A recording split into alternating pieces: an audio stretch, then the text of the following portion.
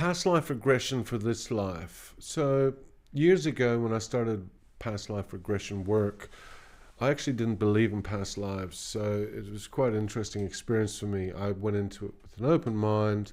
I was doing a lot of meditation.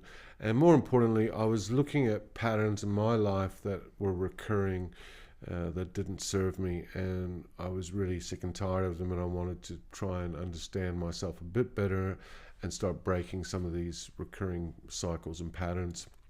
So I studied meditation, I studied at a school, and one of the processes we used was past life regression. Now, when I first looked at it, I thought, I don't know if I believe in past life regression because I didn't like the mathematics of it. And anyway, I proceeded and had hundreds of regressions myself and gave hundreds of regressions to other people. So it was pretty hard not to deny that that was a real thing, and it was quite powerful transformation tool. So when you have a past life regression, you know, a lot of people get hung up on trying to find out who they were, what the details are, and all of these types of things. And really, that's not what's important. The important thing is how that past life is affecting you in this life. That life is dust, it no longer exists, and the details are really not important. What's important is how it's affecting you in this life. Okay, so you've got to understand how the whole process works. So very briefly, I'm going to describe it. We have the samsaric wheel, and we have a samskara. So the samsaric wheel is this sort of reincarnation, relearning all the lessons over again. And then the samskara is the actual part of your astral body that is holding a trauma from a past life.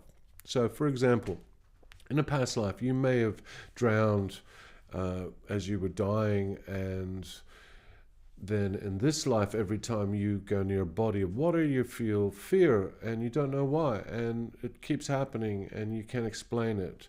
And then if you have a regression, you'll go in and you'll see in the past life how you drowned, and then you'll realize, okay, now it makes sense. And that's just one example. There's hundreds of examples, and the trauma doesn't have to be a death trauma. It could just be, you know, some relationship trauma that's created a pattern that's recurring in you. It could be any number of things. The important thing is that it's a recurring pattern, and it affects your emotional body, and your response is a lot more intense than the trigger, and you don't know why. So those are really good cues that it's probably a samskaric reaction. So the process happens when you die using that death by drowning experience. Your body shatters, your astral body shatters, but your soul reincarnates. And as it's reincarnating, those little seeds, if you like, those samskaras reincarnate with you, and they form like a little seed in your astral body, your emotional body. And then as you grow up, you'll notice that, using the example of the water, every time you're near water, you feel fear, and you don't know why, and it becomes repetitive, and it becomes more intense. And because you don't know why, you can't really sort of deal with it or beat it, or it's a difficult one. So through the process of regression, you go into the past life where you experience that trauma, and you see it, and you see it in a way that is it gives you the ability to shine some light on that. Quite often you'll find your guides come in, or your angelic connection will come in, and you can have some massive realignments in your energy field. And then at the end of the regression, you can reflect on that life, the samskara, and how it affects you in this life. So then over a period of a week or two, it's important to observe the whole process. So you'll see the stimulus, the trigger, if you like, being the water. Then you'll see the samskara charge. Then you'll feel your emotional body charge.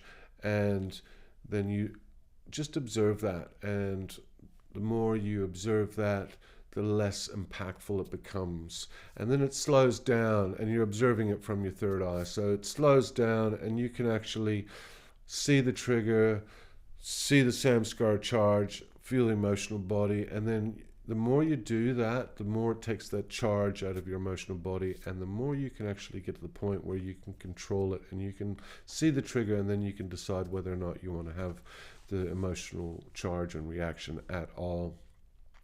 So that's one of the beautiful things about past life regression, is that sometimes we have these blockages or these recurring patterns in our life that destabilize us emotionally, and we just can't put our finger on what's causing it or how to stop it.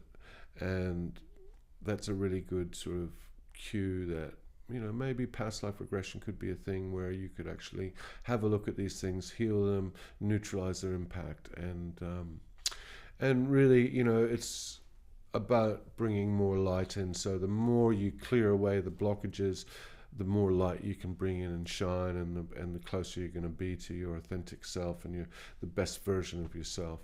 And so I hope this is of interest, and if you'd like to know more, please reach out. I'd love to hear from you. All right, thanks. Have a great day.